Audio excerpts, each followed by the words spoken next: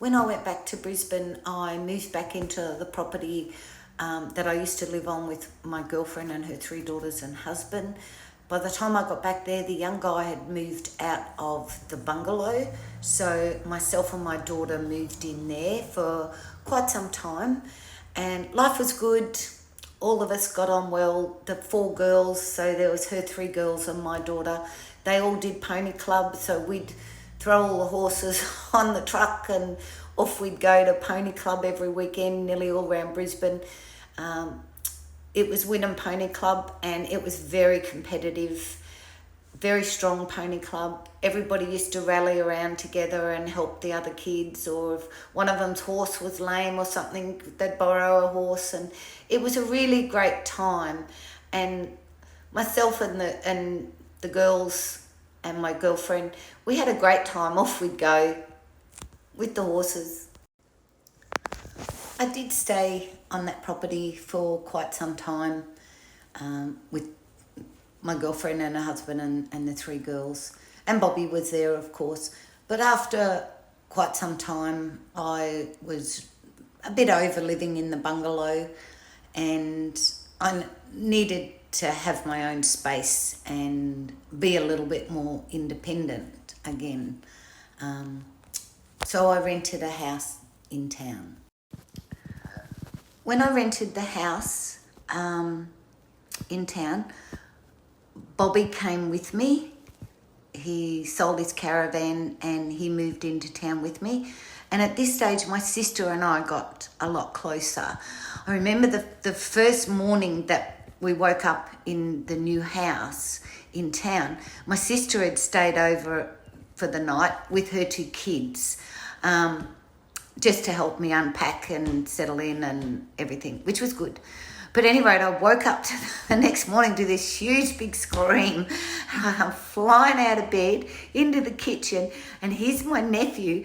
He'd gotten the eggs out of the fridge and he threw them all over the walls everywhere. And my sister's screaming at him. And all I could do was laugh. This kid could do no wrong as far as I was concerned. I just adored him. We called him Lumpy when he was a child because he didn't have a name for a long time. I thought it was so funny, but my sister didn't. She had to clean it up.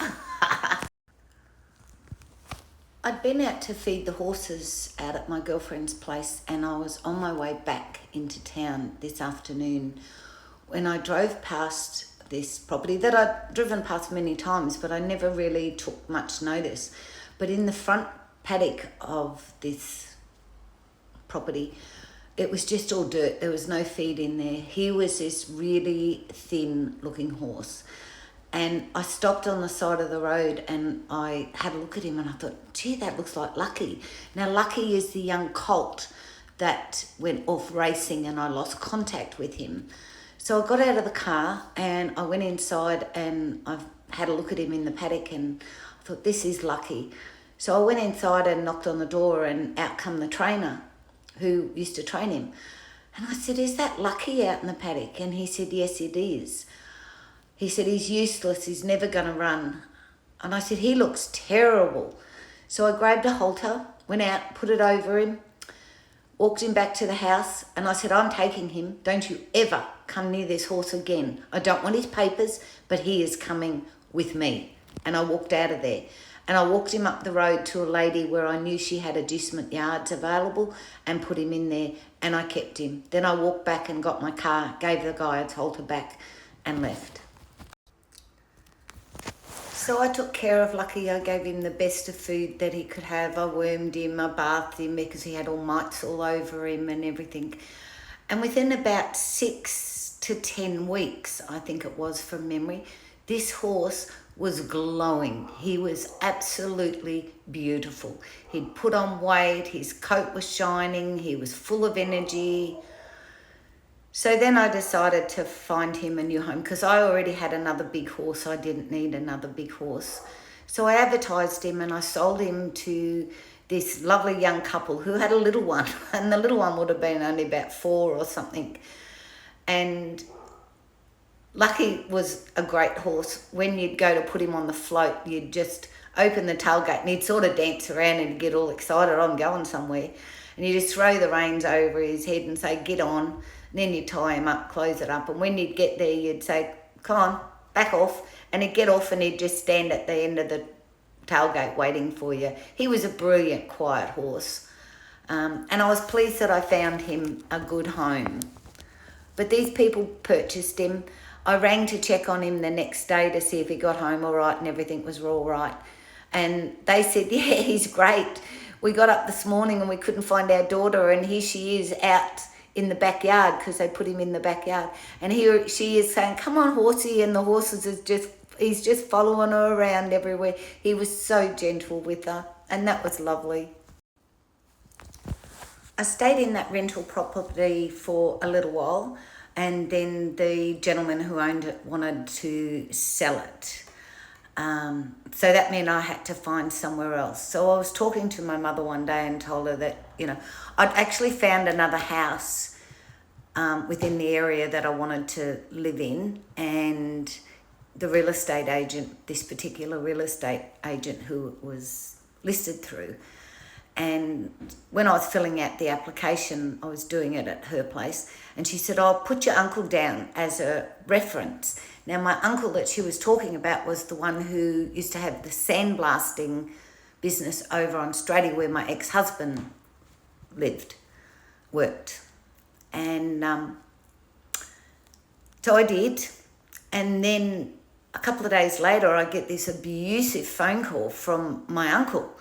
And he's saying, what right do I have to put him down as a reference? He knows nothing about me, and I was not worthy of a reference from him, and I was just a piece of dirt, and don't ever relate my name to his name ever again, and that I was never going to result to anything. And it really hurt me at the time that he could say and do those things.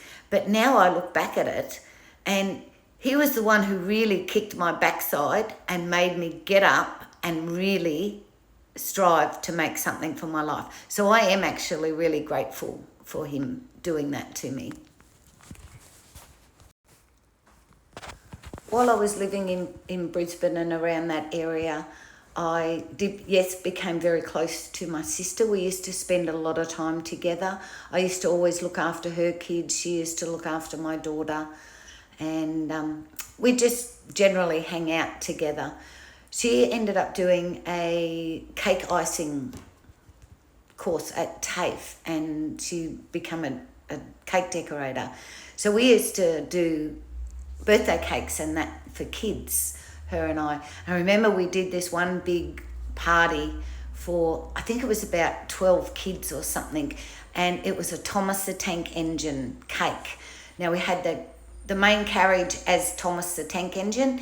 He was for the birthday boy. Every kid at this party had their own carriage of the cake.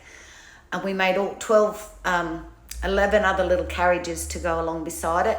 We set up the whole table with everybody's names on it, and they all had their own little train station with their name on it, and everything was edible on this table. The only thing that wasn't, I sat and made these little tiny wire chairs to put at each train station for each child. It was brilliant. It took us forever to do it, but gee, it looked great on the day, and the people were very happy about it also. I also used to spend a lot of time with my grandmother while I lived around there, and I became very close to my grandmother. My mother always told us as children that Grandma never really wanted to see us. We were the mongrel kids from the bush and all those kind of horrible things, but I didn't believe her, and I got very close to my grandmother, and I did right up until the day she passed away. But I also spent a lot of time with my auntie and my uncle. My uncle was a Sicilian, and he used to love to go to the races, and I would pick him up and we'd go to the races for a day, and I continued on that until I moved away.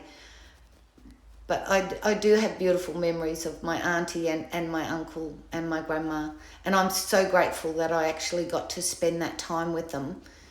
before I left, and that I did get to know them and become really close to them.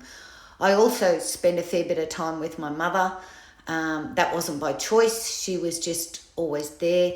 She would ring me in the middle of the night. My mother had bad hands, and sometimes she'd ring me in the middle of the night. And I meant 3 o'clock in the morning, and say, oh, my hands are all clawed up, and, you know, I need you to come over. So I'd drag my daughter out of bed, and I'd go over to her place, and I'd sit there and massage her hands and things. And after her doing this quite a few times to me, I actually thought that she's just wake up and couldn't sleep and needed company. So I'd go over, I'd get a packet of peas out of the freezer, and I'd put it in her hand and say, I'm going home, back to bed, good night. So she stopped asking me there for a while, but you always had to run around after her all the time. My mother was a mad gambler. She loved the pokies and scratchies and everything.